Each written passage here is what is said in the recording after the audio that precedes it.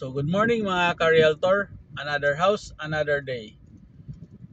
So nakoy bagong na-learn o bagong na-experience kagahapon kay nag-transfer ko og title kagahapon. So niadto ko og BIR para mapakompute nako ang pilay bayro nun sa capital gain tax sa ako ang client. So kini siya nga client, wala ko sa ilang transaction sa pagpalit kay igo lang ko niya gipa-process kay ka-process man ko transfer sa mga land title or kuan. So karon ako ang na-learn na experience nako. So kato day ang sealer na siya penalty sa BIR. So yan penalty sa BIR is 3 million. Yan penalty tungod sa ihang business, no? Naka-penalty siya sa ihang business.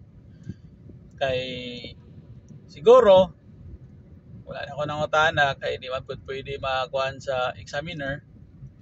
So siguro naa siya business sa una nga wala niya napa-close ang ihang business or naka-penalty siya sa tax kay dugay siya nagbayad. So kung dugay ka magbayad sa imuhang tax sa imong business, so maka penalty man na kaya naman na sila deadline. Siguro siguro ang scenario.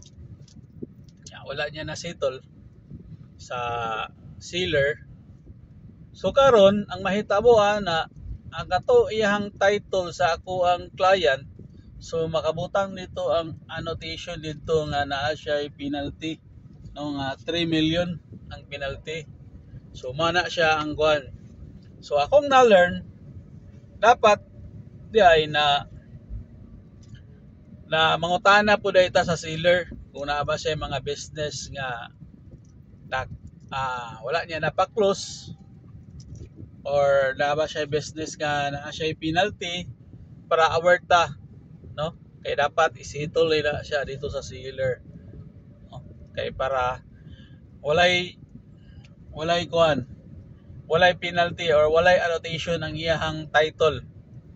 So may gali kay ang iya pong kuan, ang iya pong buyer, ang iya pong cousin. So nakasinabot ra siya, no?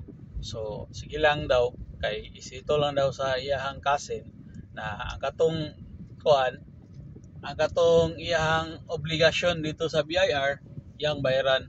So matahabuan na kung nakapangalan na dito sa new owner, so makabutang man dito sa title ang annotation. So karon kung masitol na sa sealer ang iyang penalty obligation dito sa BIR, so mapakancel na po nato to. So ang requirement sana kuhaon lang nato to ang settlement dito sa BIR para mapakita nato dito sa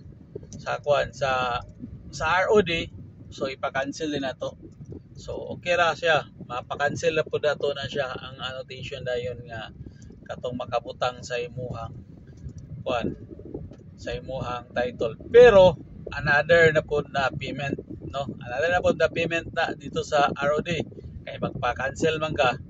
So kamo na po dayon na magsabot-sabot within the seller or the buyer kinsay mubayad sa cancellation na dito sa ROD para ma-cancel ang iyahang annotation.